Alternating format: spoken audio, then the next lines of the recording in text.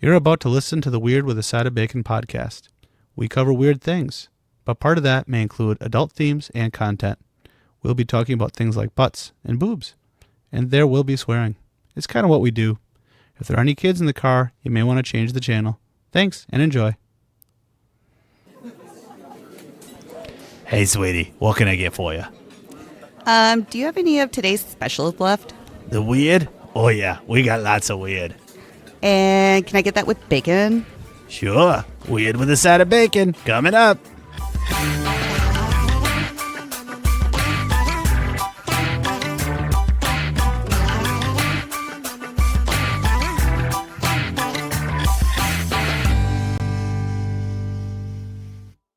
Hello, everybody, and welcome to episode number 27 of the Weird with a Side of Bacon podcast. Yay! Yay! Guys, I mentioned this earlier, but our listeners may not know this. This is our anniversary episode. Oh, happy anniversary, guys. Right? Nobody got me flowers. I'm sad. Nobody got me flowers either. Of course, nobody ever gets me flowers. Aww. Well, yes, we record bi-weekly, and this is episode 27, so 26 times 2, 52 weeks. That's 1 year, and we are now at the anniversary episode. Guys, we made it a year without quitting, hating each other, or failing miserably, so I call that a success. Yay! Anyway, let's go around the room and introduce everybody. For any of our new listeners, we'll start with Stephanie. Stephanie, what do you do, and who are you? Well, you just said who I was. Oh, you're Stephanie. Stephanie. Hi, I'm Stephanie.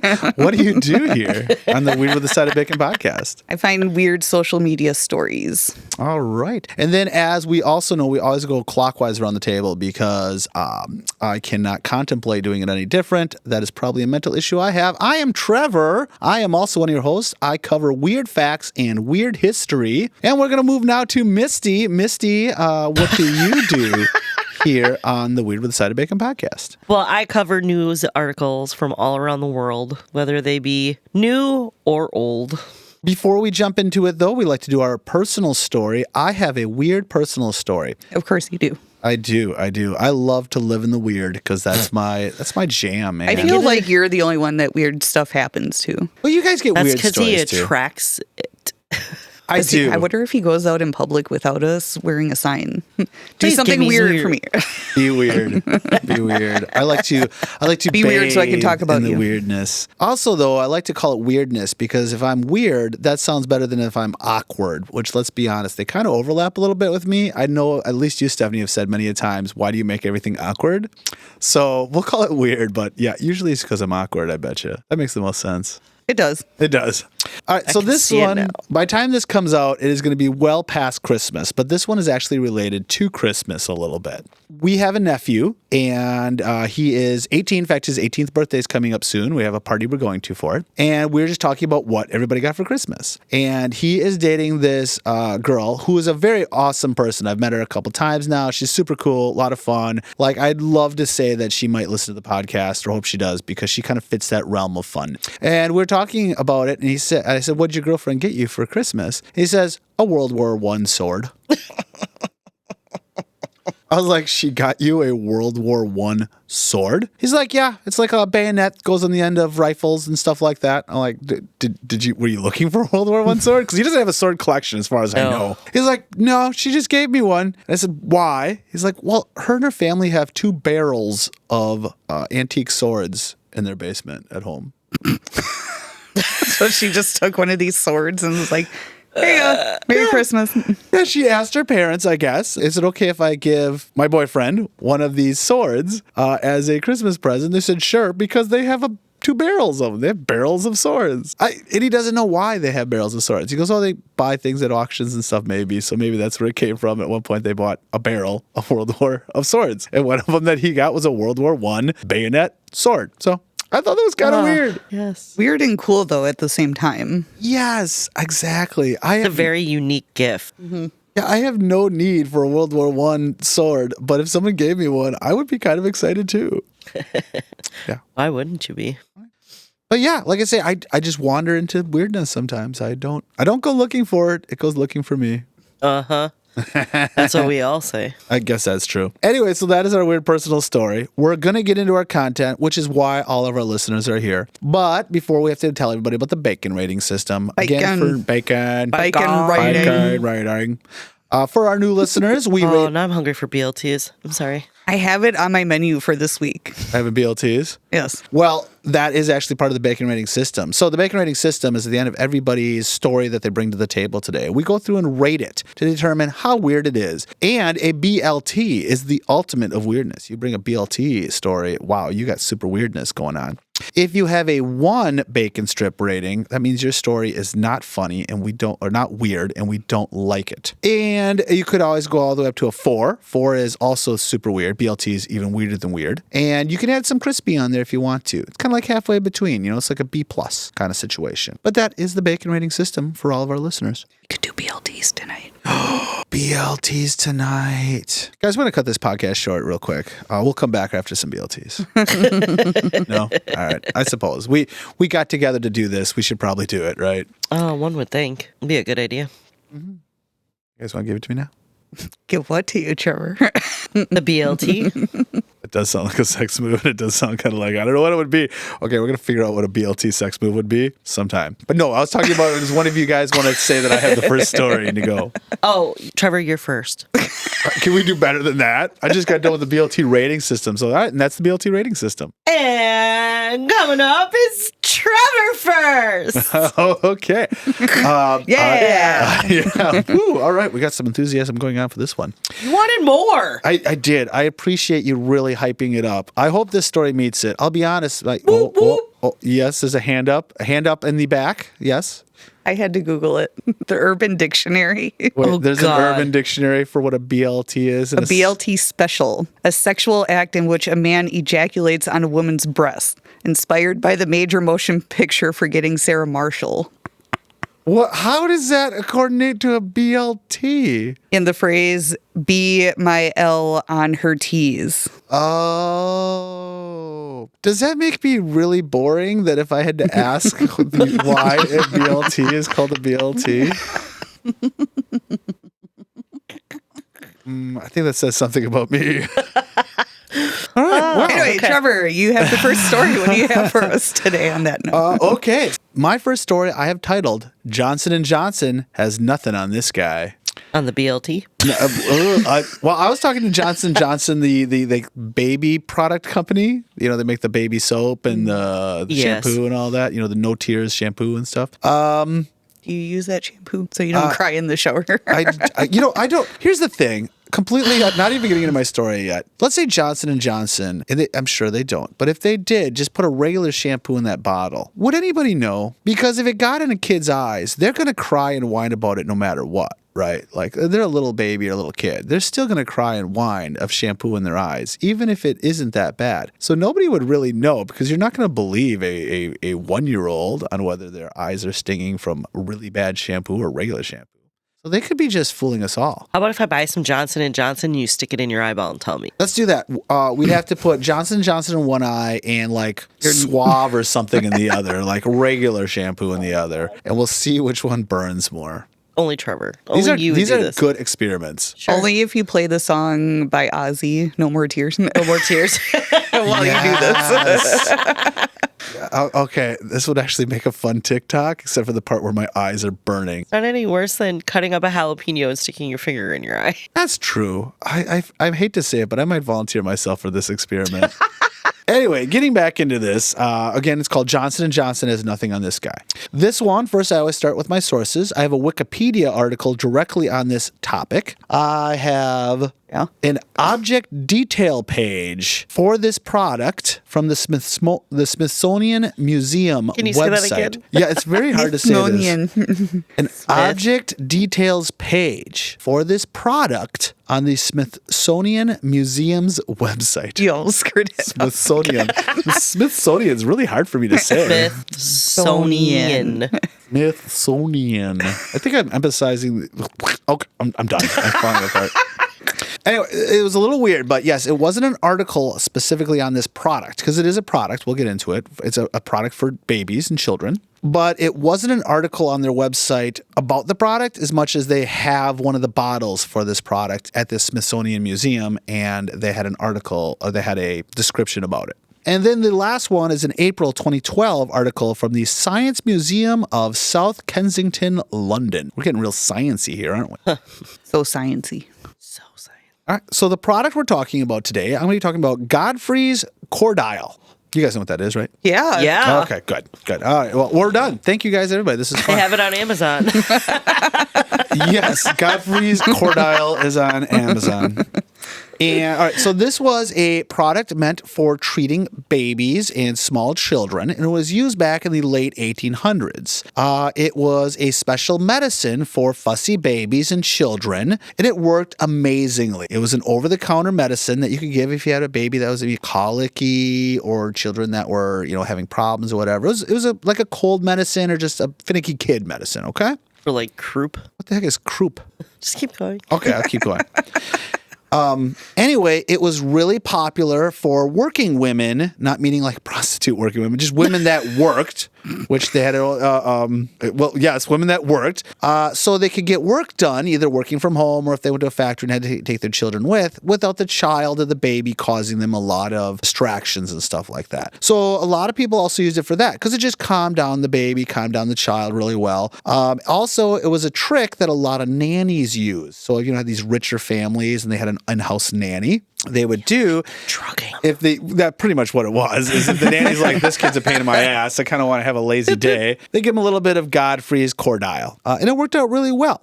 Anyway, so this medicine, like I said, it worked really, really well. And it was actually created by an apothecary, which, like we know, is kind of like a pharmacist from back in the day named Thomas Godfrey. Thing is he died in 1721. So he died well before this thing became a very popular medicine. So with that, others claimed after this became popular again, others claimed, oh no, we have his formula. We have it because copyright wasn't a thing back then, really. Well, we have his formula. So it's still Godfrey's Cordial. Others, there's one person named Ambrose Hackwitz, who's also an apothecary, who changed his name to Godfrey for the purpose of selling this product. Like, this thing was a moneymaker for anyone in this business. People are stealing the recipe or what they say is the recipe. Guy literally changed his name so he could actually get a part of this business. Like, it was a big to-do. Only problem with this, as well as it did work, was the formula was a little on the iffy side. It contained ginger.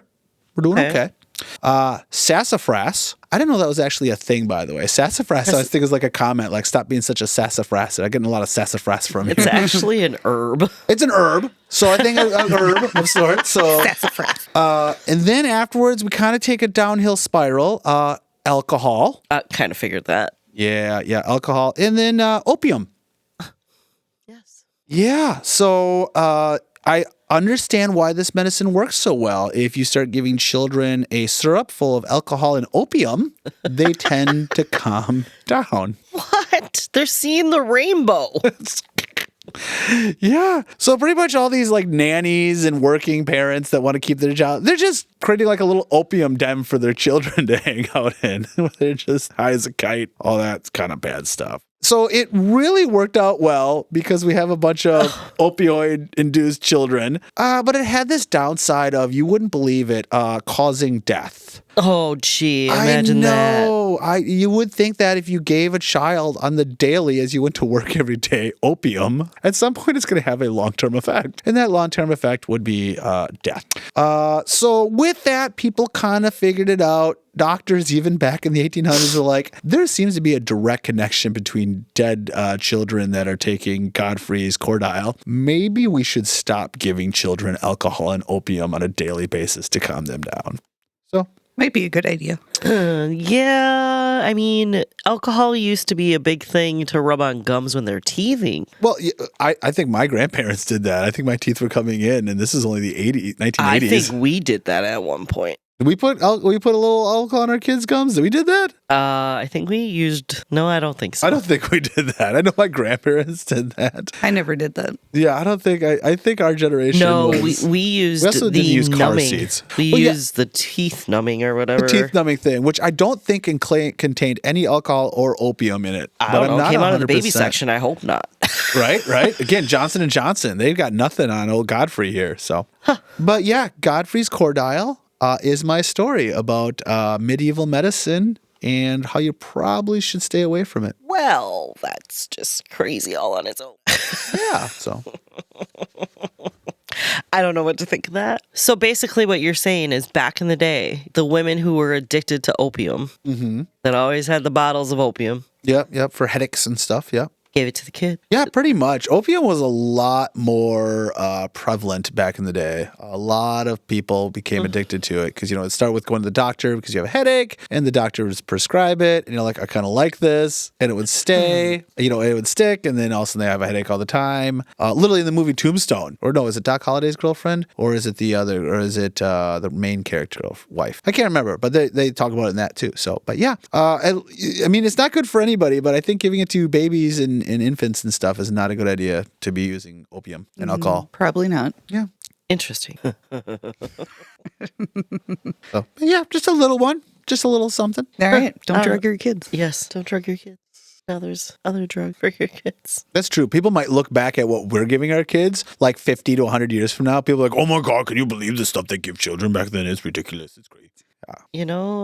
One would think maybe they didn't realize it was opioids that they were giving the kids. I mean, yes, but they didn't know what it caused. Well, I'm sure most parents had no idea. It wasn't called Godfrey's alcohol and opium.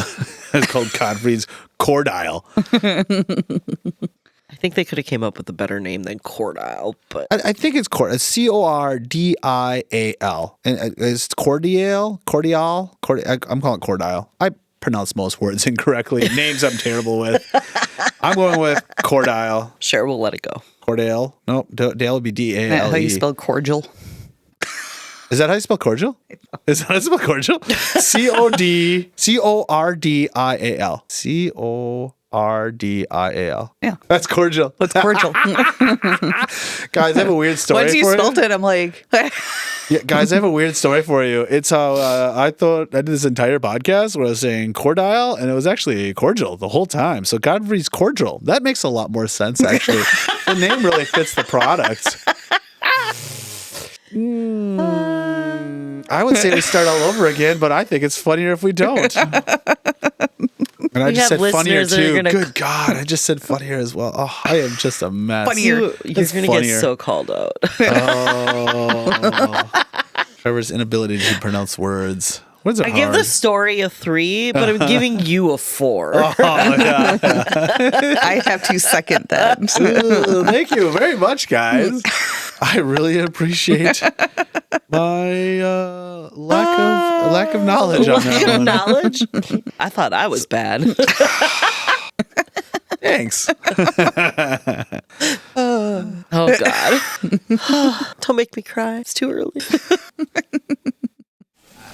I got an order app. And now we will roll ourselves around the table to the next in line, which is Misty at the news desk. What up? Way to be cordial. Way to be Yeah, try to be a little cordial while we're here, okay? I'll try my best. Slow and steady. Okay. Oh, so rubbing that in your face. My episode comes from AP. Title of it is A Seal Gallops into a Bar and a Bartender Says, Grab the salmon. I thought this was going to go to the joke of, a horse walks into a bar and the bartender says, why the long face? Okay, all right. At least the bartender is being cordial. This is going to be a thing. You're welcome. Episode. Your fault. You bury yourself. I should have just looked up the word. I should have just been like, this word looks like it's something. I'm probably saying that wrong. Okay, anyway, let's get on to Misty's story here. Let's talk about this. All right, so a seal, you said? A seal. Walks into a bar and the bartender Gallops says... into the bar. Gallops into a bar. Do seals gallop? I guess they do have kind of a weird little trot, little like wobbly trot kind of thing. I call that a gallop, I call it. He's trying to whip this around on somebody else. I'm not doing anything. Don't worry, I can be Cordial. Anyway, walks into a bar and the bartender says, grab the salmon. Grab the salmon. Okay, let's find out what this all means because I have a couple theories of what's going on, but let's let you describe it instead of Trevor-Trevoring and trying to do it without actually knowing what's going on. Okay, so this takes place in Wellington, New Zealand. A seal walked into a bar, or to use a technical term, galloped. The creature was apparently lost, curious, and well below New Zealand's legal drinking age. How do you age a seal? Good question. I have no idea. Maybe it's rings or it's polka dots. Could be. I mean, I'm sure The there's a size. way. I'm sure the way to tell. That's true. Maybe size. Anyway, It wedged itself under the dishwasher and showed no interest in calling a cab. this is gonna squat. It's just gonna. He's a wedge squatter. itself. It's just gonna squat itself on it. I don't know. I mean, it just walked in. It's hanging out. It's having fun. Like, leave it be. You know. Let sleeping seals lie. Yep. It was a wet, lazy Sunday evening when a baby fur seal waddled into the Spring and Fern, the Meadows Craft Beer Bar in Richmond, at the top of New Zealand's South Island. Seeing animals in a pet-friendly bar, co-owner Bella Evers assumed the visitor was a dog before she took a closer look. Yes, you go first. No. I like I'm that being it's- Cordial and letting you go first. I do like that it was a pet-friendly bar, so it just kind of fit that much closer to the idea of it. Like, you can have a pet seal. Like, maybe you can. I don't think there's a problem with having a pet seal. I was just going to point out the fact that I was correct that it was a baby. It was a baby. You It were was a right. baby. You were correct on that. Everyone was shocked. Evers said, "Oh my gosh, what do we do? What's going on?" You know, confused as to I don't know why why. a seal is in the bar. So her partner grabbed a sweater and tried to usher the seal out the back door. The creature dashed into the restroom and then hid under the dishwasher and was swiftly is the dishwasher unplugged. in the bathroom? The creature dashed into the restroom and then hid under the dishwasher. I like to think that's a two-step thing. Another customer fetched a dog crate from home, and Evers made a plan to lure the unruly visitor out of its hiding place using pizza toppings the pub had offered as a special. And those pizza toppings were? It doesn't tell me. Well, the article said salmon, Ickies. didn't it? Did it say salmon on top? She's getting there. Do you need me to slap you with the salmon? Look up if that's another sexual move, like the BLT, because I feel like slapping him with the salmon sounds like some type of sexual I feel like thing. you should be Cordial and let her finish the story. Oh, my God. Weren't we going to end this episode early and go get sandwiches? Keep going. I just went to my fiance and said, "Grab the salmon, grab the salmon." They did have salmon for pizza. I have never had salmon on pizza. Have you? No. Then it was a brief wait for conservation rangers to arrive. It turned out they were already tracking this wandering seal. It's wandering seal. Yes. Apparently not that closely, considering they had enough time for this thing to come into the bar, then try to swish it away, then get on the dishwasher, someone go get the crate from their house, and get out the pizza topping of salmon to get it. So apparently they weren't watching it very closely, but yeah. Well, it was the conservation rangers' fourth call of the day. Okay, so that's what So it's they just mean. making its rounds. So everybody's chasing it out, and it's just going to the next bar over. Yeah. They had been driving around this new building subdivision trying to find the baby seal. So it's a fairly new area, I guess. I feel like this is one of those situations where, yeah, the conservation wardens are just like here and waiting for the next person to call because they're like, they're going to call and they have to go chase this thing down out of one place. By the time they get there, it's already gone, but it went into another place. So they're just waiting for the next person to call. They should have just lined them up then at each. Yeah, somebody else at At each each bar. pub. At each bar. The New Zealand's conservation agents confirmed it's received numerous reports from the public about the seal that was spotted in Richmond on Sunday before turning up in the pub. The bar staff did a really good job on keeping the seal safe until the rangers arrived. The seal then was released to a nearby Rabbit Island, considered a safe location because it is dog-free status. The conservation agents say that it's not unusual for curious young seals to show up in unexpected places at this time of year, as they like to follow rivers and streams up to about 9 miles inland. Holy cow, that's a long ways. I did not know that. Yeah. Baby seals would be traveling that kind of distance. Mm-hmm. Yep. So Evans, who has owned the pub with her parent, or her partner, I should say, for just a few months, said the baby fur seal was the first unruly creature that she's ever seen. I'm not quite sure how he's unruly, because maybe the dogs sit and don't do anything. I'm scared. Yeah. Oh, I suppose. I never thought about it because it is a pet-friendly bar. So, yeah, maybe she's never had any other animals, people bringing a dog that's nasty or something like that. Well, they named the seal. They named the seal Fern. Oh, because the name of the bar was like the something in Fern, wasn't it? What was the name of the bar again? I can't remember. It's like the Fern or something. I don't remember. Yep. So they named him Fern and said he's welcome back anytime. Oh, now he is. First time they kicked him out. Maybe he's got to wait till he's 21.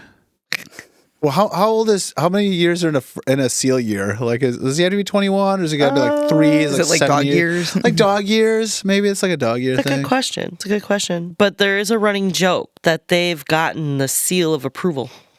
Okay, I like that. That's nice. That's a good one. Salmon will remain on the menu. So yes, obviously salmon was the pizza topping.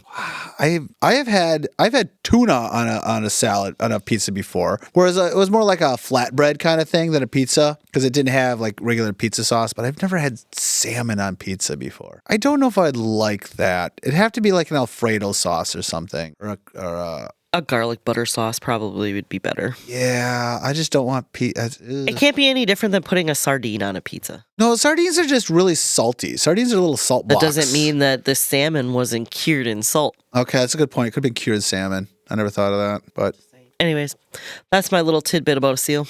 I will give that one. I'm going to give that one a 4 because I like the cute little seal of approval joke. I will also give it a 4. Yeah, I think it's cute. Oh, thanks. You're not being nice to me because I don't feel good. No, and the fact that they have Yes. salmon as a pizza topping still bewilders me. And now I want to actually try salmon on pizza, knowing I will likely not like it. But I still want to try it just because I've never done that. Craziness. Right? I got an order app. All right, Stephanie, what do you got for us? I have a Neighbors from Hell posting that I received from a fan. All right, so this one's from Reddit. Okay. The title is, I've been waking up at 3 a.m. to move my neighbor's trash can slightly every week, and he hired a priest last month. Wait. So this one, the writer is the neighbor from hell? He's the one that's moving the trash cans. Moving the trash cans. Because usually it's people complaining about their neighbor from hell. But this guy sounds like I don't know, we'll find out. This sounds a little different. Okay. Are you ready? I'm so ready. This started 2 years ago. My neighbor Gary reported me to the HOA because my trash cans were, quote, visible from the street on a non-trash day. I have never been at in an HOA group or whatever, but I do not have the tolerance to deal with people's bullshit. Because you always hear about that. You can't have that parked in your driveway. You can't have the garbage cans showing. You can't have. There's rules like, you planted those bushes. You can't have those bushes here or something. Oh, yeah. Even clotheslines. Some of it, they don't. Yeah, your grass cannot be more than a certain length and everything. Your fences have to be a certain material. Yeah, they're crazy. I do not have what it takes for that. I am Nope. I am too close to trailer trash type people to deal with HOAs. Anyway, sorry, you were actually doing a thing. I was, because I wasn't even done with my first paragraph. I know, but I wanted to get that in. Sorry, I wasn't being very cordial. You did it to yourself! I got a $50 fine. I said, okay, Gary, okay. Every Wednesday night, I set an alarm for 3 a.m. I go outside in dark clothes. I move his trash cans about 6 inches to the left. That's it, just 6 inches. Then I go back to bed. The first few months, he didn't notice. Then one morning, I saw him standing in his driveway just staring at them. He moved them back. Next Wednesday, 6 inches. He started putting a rock in front of them to mark the spot. I moved the rock too. I love it. He installed a Ring camera. I approached from the blind spot behind his bushes. I know his yard better than he does at this point. Last summer, his wife came over to ask my wife if we'd noticed anything strange in the neighborhood. My wife said no. I was standing right there. I ate a granola bar and nodded. The wife has to know, right? I would hope so. I hope the wife knows. She's got to know. She's got to know because he was pissed off that he got a $50 fine because his garbage can was hanging out. And she probably wonders why every Wednesday, you said it was? At 3 a.m., her husband's alarm goes off. I hope he told her. I'm sure he did. I'm sure she's in on this.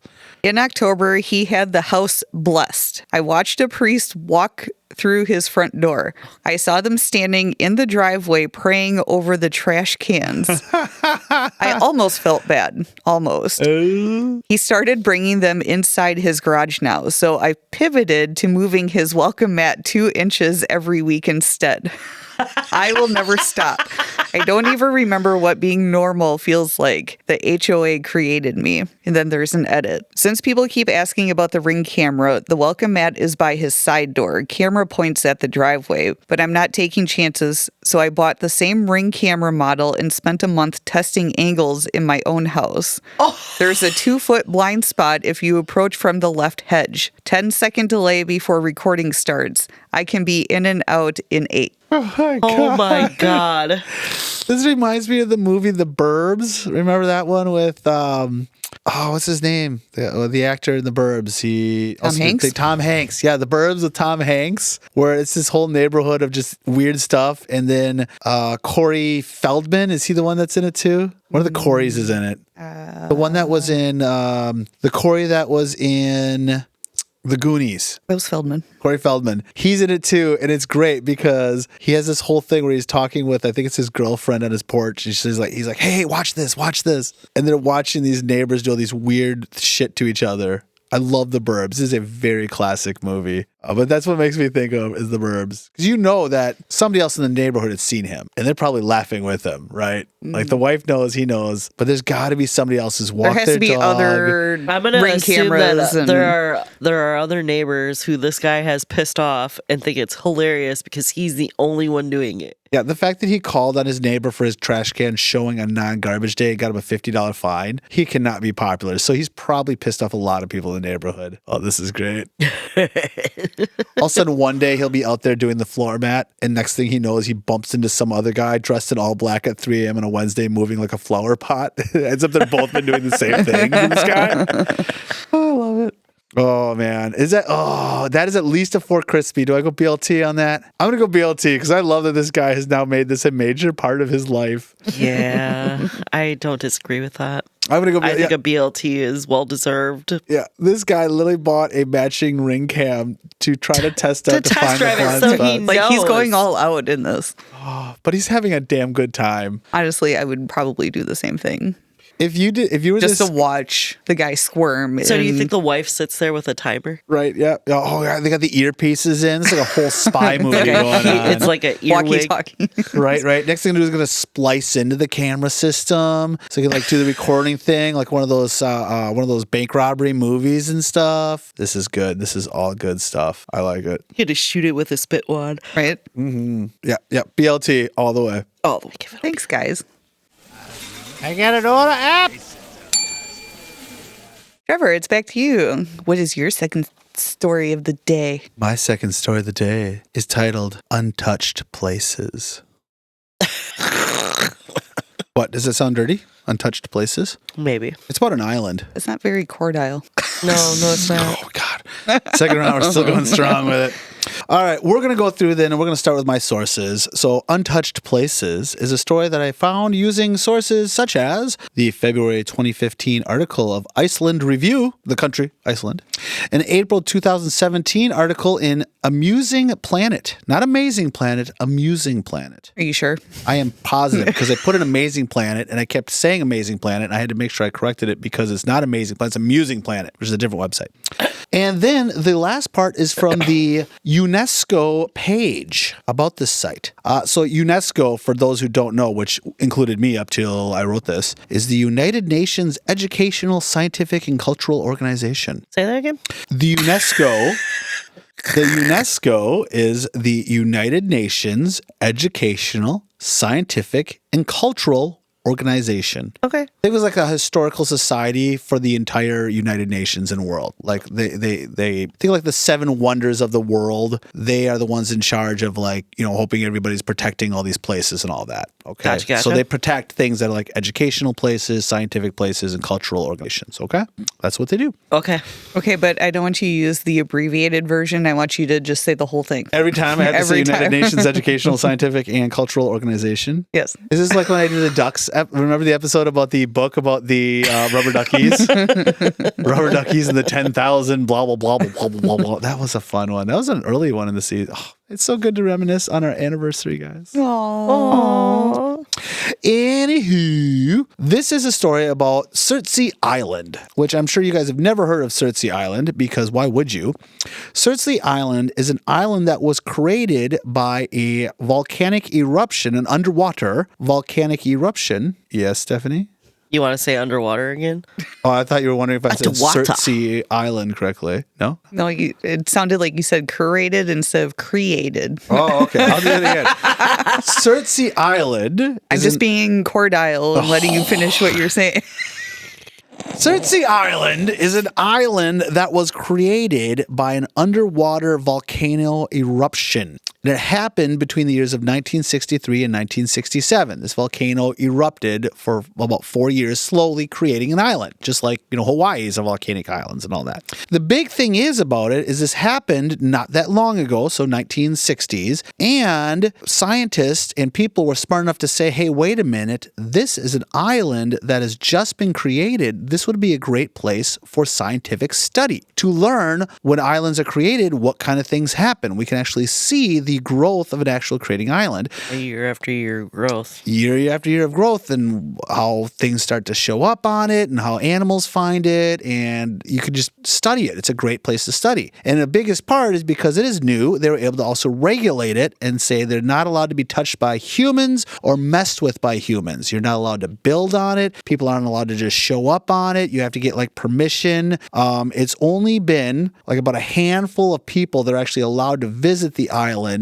as like doctors and scientists for the purpose of studying. Researchers? Researchers. And even those guys, they have to like wear the suits and all that. This island is been not touched by human beings, or at least touched as little as possible. They have put a lot of effort into making sure that we don't fuck it up. They want this to be a natural place where they can see natural development of how islands and animals and birds find it and all this stuff, okay? And with that, that's where it comes in, is Surtsey is now a United Nations Educational, Scientific, and Cultural Organization World Heritage Site. So the United Nations Educational, Scientific, and Cultural Organization I didn't think you'd actually do it. has 1,250 roughly World Heritage sites. So these are places that they have officially declared like this needs to be protected in one way or another. The United Nations will put effort and energy into making rules and regulations for everybody and money to help fund and keep it protected and all that kind of stuff. So this is one of them. Again, think of like the 7 wonders of the world. Also like the pyramids are a part of this whole thing that they have, various places, okay? Now, this is where we get into where things get a little out of hand, a little wild. In 1969, so again, this place was created between 1963 and 1969. Yeah, I did say 69, yeah. Anyway. So this island was created between 1963 and 1967. In 1969, only 2 years later, a bunch some scientists that were doing research on the island, following all the rules, they discovered a 5-inch tall plant growing on the island. Now, this is wild. This island is only 2 years old, and it's a volcanic island. There's little to no soil. At this point, the only thing that's been growing on this thing is like small mold or like mosses and like mold, little mold that they're finding. And that's mostly on the coast where it's near water and all that stuff. Like the idea that suddenly somewhere in the middle of this island, there's a 5-inch tall plant. They're like, what is going on? Like, this is a huge ordeal. Is there some plant that grows out of rock that we have never discovered, that either is a brand new plant or a plant that nobody knew it had this ability? But like, how is this happening? So with that, they call in a guy named August Bjornsson. August is his first name. A with a little mark above it. U with a little mark above it.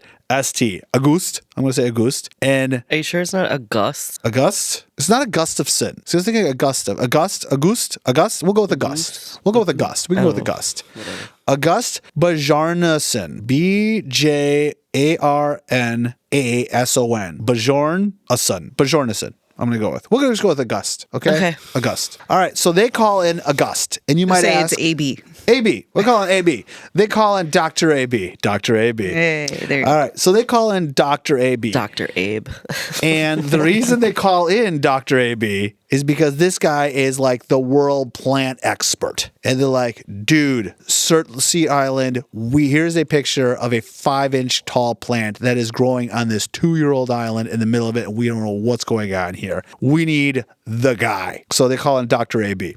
Dr. AB like goes to the island as soon as possible. Like he doesn't jump on the next plane possible as much as like he wrapped up whatever he was doing as soon as he could and was there within like a week or something. Like this is huge. This could be like a life-changing thing, discovery for him, and he's been the expert on it and everything. All right. So they had mapped out where this thing is so he can find it. So he puts on the full suit. He's all wrapped up. He's got like gloves and Like he's a got hazmat suit? like a hazmat. Yeah, because it's like a reverse hazmat. Like they wear hazmat suits to go into places so you don't get germs or disease or bring in anything you're not supposed to. These guys are wearing hazmat suits for the opposite, to make sure they're not leaving anything. They're not contaminating the Yeah, island. they're not sneezing on the island, I don't know, or whatever, or dirt on their shoes. They're bringing in dirt from other places and all that kind of stuff, right? So it's like a reverse hazmat kind of situation. So he's all set up and he's got like the tongs that have been sanitized. He's got his plastic bag and a little shovel, like everything to figure out what's going on with this thing. All right, so he walks out on this island and he finds this thing. He's looking at it and he's trying to figure out what it was. He's studying it. He's thinking about all the things in his mind. He's taking pictures of it. He's like, all right, I got to be able to identify this plant. I'm the plant guy. And at first he's like, it looks like some type of potato plant maybe, which there's a lot of varieties. We just call it potato plants, but there's a lot of varieties of potato plants. And he's just weirded out because it's growing between these two rocks that are like teetered together and it's growing out of these. He's like, what is going on? So he says, all right, I'm going to dig a little deeper into this. And he takes these two rocks that it's growing out of, dig a little deeper.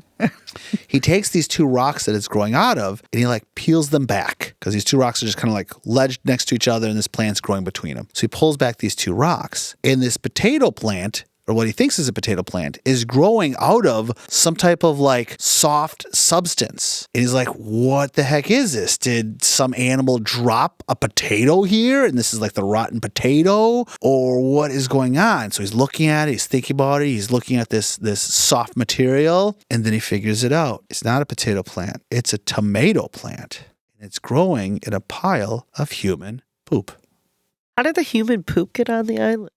That means one of the scientists who was allowed to go onto the island in one of his hazmat suits, apparently well before, long ways back, in the last couple of years people are allowed, one of them was going to have an accident and decided to peel down his suit, take a shit on this pristine island, covered it with a couple of rocks, hoping nobody would ever notice. But he had apparently eaten tomatoes that day. And one of the tomato seeds in his poop was now growing on this untouched island. I'm going to guess that guy never had a job. They don't know whose it is. Nobody messed up that I took a shit on this island where I'm not allowed to. Like, seriously, if the science of all the people, if someone's like, I have to take a poop and I'm not going to make it back to the boat, they're going to tell you, you're going to shit in that suit because you are not fucking up our island. And this guy decided he wasn't going to poop in his suit. So whoever it was. Well, there had to be more than one. I don't know. Nobody knows whose it is. Nobody fessed up to pooping on the island ever. So what Dr. AB does is he takes a shovel that he had, a little spade shovel, and takes a sample. He cleans the whole thing up as best he can. He puts it all in a plastic bag. He puts the plant in the plastic bag. He puts the poop in a plastic bag. He's down there like scrubbing whatever he can to get everything of this poop out, making sure there's no more seeds of tomato plant poop or anything on there. Puts it all in a bag and hauls it off the island. Then, because remember, this happened in 1969, then he swears an oath and makes every other person who knows about about this, because there's only a couple of other doctors that had found this thing, all swear an oath to say absolutely nothing about it until 2015 when he finally divulged it. So for, what is that, 1970, 2015... 46 years, this guy and these other doctors, these other scientists were keeping a secret that this island, which was supposed to be touched by nobody, somebody took a shit on it and grew a tomato plant. Oh, man. Yeah. And as far as we know, there were no other occurrences of people doing stupid shit. And they were able to study it. Yeah, stupid shit. And they were able to study it for for years and are still studying it today. But in 2015, it came out that 2 years into it, some asshole took a shit on their island. Oh, that's probably when they discovered that manure would be a good idea to spread on your fields. Yeah, maybe. Or I guess I didn't know that you can eat a tomato plant and the seeds will still grow out of your poop later on. But I guess that's how plants work like that. Animals eat it, and then when they poop it out, that's how the plant grows. So I guess that actually makes sense. But interesting. Yeah, Surtsey Island, the untouched place, and the tomato plant. I have to give it a 4. I'm gonna give it a 4. Poopsie. Oopsie. Yeah. Well, thanks, guys. I'm glad you liked my story. Do they often go to the island by themselves? That's just it. Nobody knows who it was that dropped this. I don't think they ever did the research to be like figure out, because I think their goal, instead of who did this and ruined our island, was how do we cover this up so this entire island that we've been studying now and think this is gonna be amazing nobody knows it's been completely contaminated now. I mean, not completely. It's a big island. There's only one pile of poop. But I think that was their bigger concern, is how do we make sure that we actually cover up this major fuck up by somebody. So my other curiosity about that, though, is yes, it's a tomato seed, but there are many animals that eat tomatoes, birds, anything. Yes, maybe it didn't obviously look like, bird poop, whatever. But you don't know. Well, this is an island that's far enough away from other islands that it doesn't get visited by other things. And the only things going there right now are birds at this time, if even that. I mean, birds had discovered it 2 years in. So nothing is going to poop that large except for the one and only animal big enough to poop that big that would have access to a tomato plant, which is also not a local plant maybe in the area. Sure, I suppose. Would be humans. Okay, still give it a 4. Oopsie. Or poopsies, yep. Well, thank you, guys. I'd say crispy poopsies, but that one was soggy. Yes, it was a soft material. I got an order app. And now we move on to our second news story of the day. What do you got in the news? So mine comes from Newsweek. It's an older article from May of 2023. I still think that counts. We'll let it go. Title is Nuns Digging Up Sister's Remains. Find Body Intact 4 years after her death. Wait, so there's a dead nun. Yep. And they decide to dig up her body. Correct. She's still looking good. Still fully intact after 4 years. Okay. I think we're hitting weird already. We got nuns digging up dead nuns, and they look like they're... I feel like this is one of those things after one of those movies. Like, this is an Indiana Jones movie kind of thing. Maybe it is. Maybe it is Indiana Jones. He chose poorly. Yeah. Yeah. Last Crusade. Sean Connery. Yeah. Yeah, that was Last Crusade, right? I think it was. He chose poorly. It's been a hot minute since I've watched Indiana Jones, so... Okay. Well, I'll take your word for it. Thanks. I'm sure I said it wrong anyway. It was a bit close, but not right. The name? Yeah. Okay. All right. Moving on, Misty. What do you got? Okay. So in a small rural town in Missouri has received an influx of visitors after a body of a deceased nun was found with no signs of visible decay after 4 years of being buried. She was dead when they buried her, right? I never thought about that part. You never know. Yeah. Sister Lancaster was the founder of the, I might butcher this word, Benedictine Sisters of Mary, Queen of the Apostles. I'll give it to you. I got nothing. I have no idea. in Gower, Missouri. How much wood would a woodchuck a woodchuck? Okay, all right. I believe it. Sally sold seashells. Sally sold seashells by the seashore. Good news. That is the last time I have to say that in here. Okay, because good. That was a lot of words of yes. A lot of yes words. Yes. So, Sister Lancaster died in May of 2019. So 4 years later, the sisters decided to move her remains to lie underneath the altar in the Covenant's chapel. Okay. All right. I guess that's a thing. You can do that for funsies. Like, Yep. let's move her around a little bit. We're remodeling. Churches remodel. You know what? She would look great. She would look great underneath the thing with the doohickey. So, however, when You they can tell you don't go to church, Catholic church for that matter. Yeah, it's been a hot minute. Let me tell you. You should apologize to the ones that do. I go to should, church. guys. I don't mean to be disrespectful. I have a tendency to say stupid things when I shouldn't. It wasn't very cordial of me. Okay, anyway. Sorry. Continue. I will continue. So, however, when they opened her coffin, the sisters were shocked by what they had found. They were told by the crematorial personnel to expect just bones, and the conditions are, not very good. Yeah, To not expect the expected, basically. Right. Yeah. 40 years underground. I mean, we've all seen where, like the snow thaws in spring and there's like a deer that got hit or whatever. It's not looking it's good. Not pretty. And that's only a couple months in. Just imagine what 4 years will do. So, as the sister was buried without embalming and in just a simple wooden coffin. So she was never embalmed. She's just in a normal wooden coffin. Like, not a coffin that nowadays, the fancy ones. Yeah, yeah. Like one of those cedar-lined chests or whatever. It keeps it smelling Basically. nice. Yep. So once the lid was removed, it became clear that Lancaster's body was almost entirely unchanged. Ooh. The sisters took turns feeling the still socked feet. So her feet still had socks on them and looked normal. Did you have to touch it? Did you have to touch it? Well, the sisters did say that they were very damp, but all still there. Do you think she had clammy feet when she was still alive? Or was it just after she died? Oh, sorry. Oh, God. See, this is why I'm not allowed at parties. This is why you're going to hell. Yeah. Well, there's that. This is, Yeah.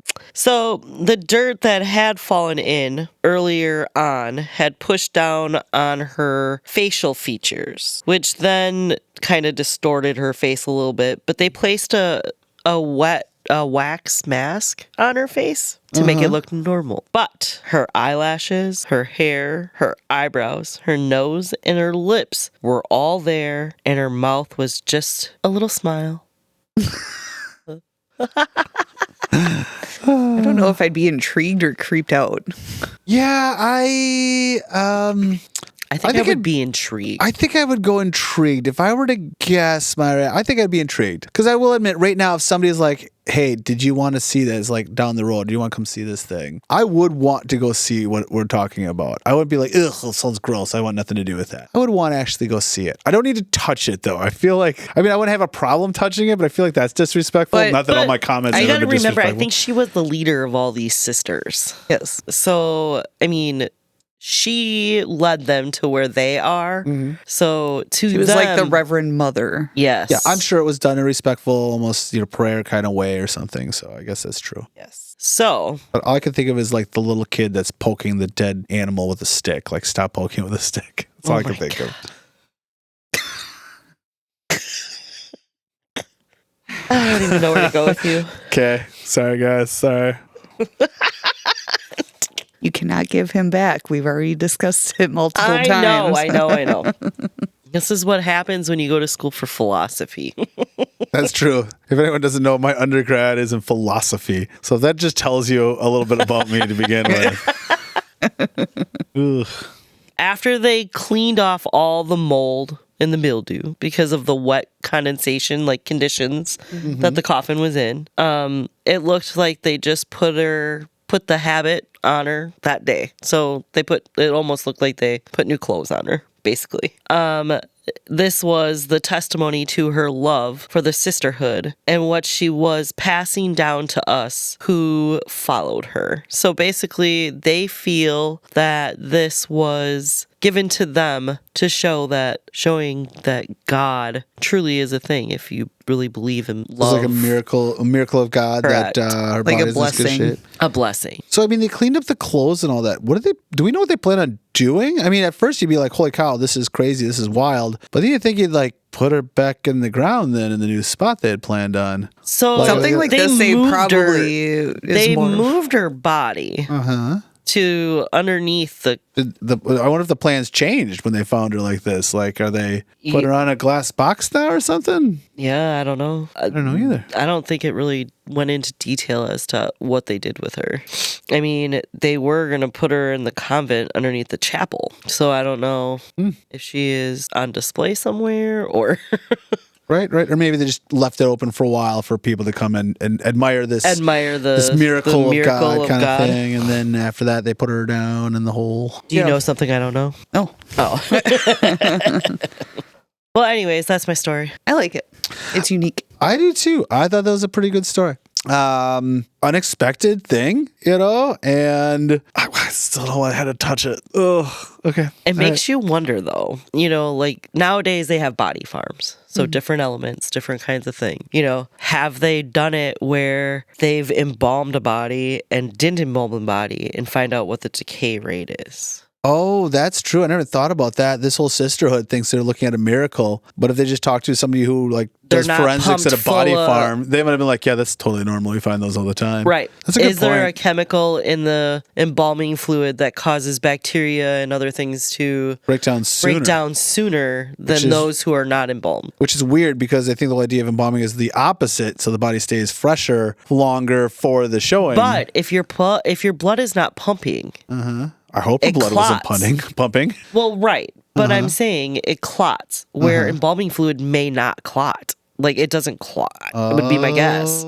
So that's why maybe it breaks down. Your body's going to absorb it. It may break it down faster. Okay. That's my theory. That's true. Yeah. But I really don't know. What does that look? Uh-oh, Stephanie's Googling. Google warning.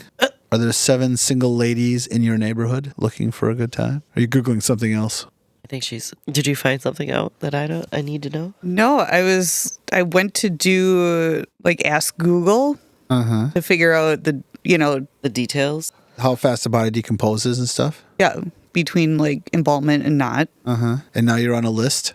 Apparently. Oh, malicious site blocked. Oh, that's Google. No, well, I don't know if that's Google or if that's but yes, you just when I do a Google search, it wants to bring up results. That wasn't even going to a website. That was going to the Google results. Yeah. It won't even show the Google. Oh, you are so in trouble. I'm going to roll over on you if the cops call. I don't know you. Oh. I've never seen you. All right. So it says the body question and you're clicking on it and it immediately blocks your entire results to Google. I don't know if that's a firewall protection or if you are now on the FBI's most wanted. I don't know her. I've never seen her. We are not even friends. I'm rolling over on you so fast. I am sorry, but I don't think that has anything to do with it doesn't. The blocking. It probably doesn't. It's just weird that it wouldn't even bring up the result. Yeah. It could be too, because your computer has got a security. It has a security system on it to make sure that you don't accidentally download a virus and stuff. And it might be that, or it might have been Google, or it might be the FBI keeping an eye on you. Cool. Good news. We can try it later on our phones that are not. I am not going to be a co-conspirator with her. I am not going down for these murders with her. I don't know. I thought you would be Cordial and be on my side. Oh, you had to get one more in, didn't you? You had to do it. I'm sorry, but I feel like that is something that anybody who is going to be a crematorian person who deals with the dead are going to have to learn. So Google can't block it all. Yeah, that's true. It's probably not the FBI or Google. Did we do a bacon rating on this yet? I don't even know if we got that far yet. I don't know if we did. That'll be my next personal story. Hey guys, you would not believe what happened. Yeah, the FBI are at my door. I'm gonna give that one a 4 crispy. And the reason is that for one, it's very odd that this body is just in great condition. 2, that they were just moving it in the first place. They're remodeling at the church. And then they all had to touch it. So I'm gonna go 4 crispy on that one. I'm going to go 4. I'll take it. I like it. And now Stephanie's on the FBI's Most Wanted. Yes. Oh, well. So I give you a BLT because now I'm on the FBI's Most Wanted. Yeah. If it's suddenly future episodes where it's just Misty and I, we lost Stephanie and we don't say anything, you all know why. We're under court order to keep quiet. I got an order app. All right, we have looped around now to Stephanie. What up, Steph? You up, girl? This is from Am I the Asshole Relationships. Ooh, there's subcategories. There's subreddits to subreddits. So Am I the Asshole has its own little categories. Okay, go for it. Am I the asshole for accidentally exposing my friend's husband's Tinder? Was it an accident? Was it an accident? We're going to find out. Let's find that bitch. I question how accidentally, because either they did it because they wanted the wife to know, or maybe the husband and wife are like polyamorous or swingers or something like that, and she wanted to create a little juicy gossip in the neighborhood. All right, let's find out how accidental this is. Hold on, wait. Can you say that word again? Accidental, I think that is. Accidental. Words are hard. Words are determination, hard. except it did not come out as determination. I'm going to do a determinational analysis on this comprehensive piece of literation. Okay. We're just going to leave it at that. Thanks. You're welcome. Okay, Steph, I'm ready. Okay. Last weekend, my sister and I were scrolling through her Tinder and nearly dropped the phone when I saw my best friend's husband's profile. Same name, same photos, even some from inside their home that she had taken. His bio also mentioned his job and their dog. Did it mention a wife? Well, yeah, let her get there. Sorry. Be Cordial, will ya? You did this to yourself. I did. Yes, you did. They've been married 3 years and were together for 5 years before that, and they always seemed like they were deeply in love. She trusted him completely. I took a screenshot intending to save it on her phone before sending it to myself so my sister and I could figure out if it was fake or old. Instead, I sent it to a group chat that has my sister, my best friend, and her younger sister. I realized what happened about 5 seconds too late. The chat exploded, and my friend also messaged me privately asking if it was real. I told her exactly what I saw and that I was so sorry for how she found out. She confronted him that night, and apparently the profile was active. He admitted he'd been using it, quote, just to look, and things have completely blown up since. You do not take a screenshot. What was a screenshot on her sister's phone? Mm-hmm. Oh, okay. Because okay, they were maybe. looking at on... Okay. All right. I might take back my thing. I was thinking... Like, she did the screenshot on the sister phone. Yes. She was going to send it to herself to, like, show her friend in person. And she sent it to herself, but it was a group chat. Okay. All right. Yeah. Then I will say maybe it was an because accident. she probably didn't double check, and maybe her name, like OP's name, was up first. Yes. So then instead of double checking, she just hit send and... I was thinking that she took a screenshot on her own phone, and when she did that, then accidentally sent it to all the friends. But no, I could see this where she took a screenshot on her sister's phone and had her sister text it to her and texted the wrong group. Yeah. Okay, all right. Now I do say that this could be accidental. All right. Now he's texting me nonstop saying I ruined his marriage and that I should have come to him privately instead of humiliating him. He says I robbed them of the chance to handle it quietly. My friend hasn't blamed me, but she's understandably devastated. I didn't mean to expose him like that, but part of me thinks if you're cheating, the risk comes with it. So am I the asshole for accidentally sending the screenshot to my friend? Well, I think it was accident, but let's be honest. Who is the real problem here? Not the girl who accidentally sent the picture to a group instead of to the wife. The fact that the husband was on Tinder.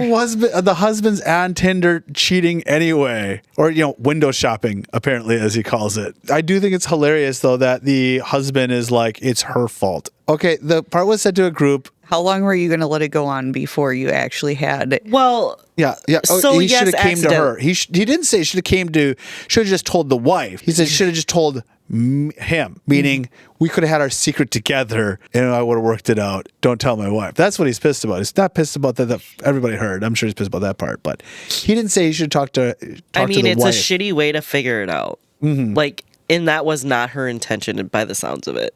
Yeah, I could see The that being an intention was accident. to bring the friend and be like, hey, I found this. I don't know if this is old or new or active. Yeah.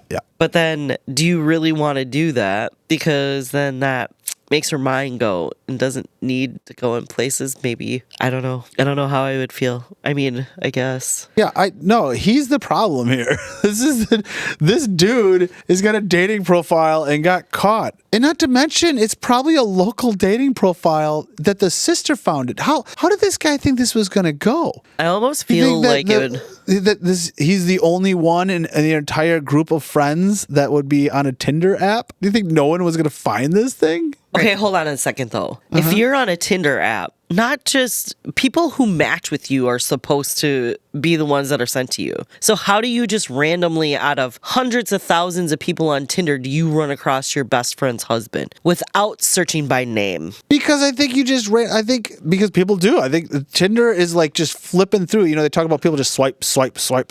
You know, if a guy puts in, I'm looking for a woman in this age category, which is close to his, which would also be the close to his wife and her friends' ages, and I in think a local area, you Yeah. know, and let's say where, you know, in the so-and-so within 500 or within 5 miles of my you're location. going to say 500 feet. 500 feet. That'd be a very small one. You think at some point somebody's going to run into your profile? I guess, 'cause I don't know. I don't know how it works. I'm not on Tinder. Either am I. I guess I don't know. I have no idea. But she is not the problem. The fact that she accidentally sent to the wrong group thing, okay, totally. I get that. But let's be honest, that is of the entire problem going on here. That is like 2%. And this dude That's having the 2% of Tinder. the asshole. Yeah, the other is the 98% of this dude having this profile for Windows shopping, as he's saying.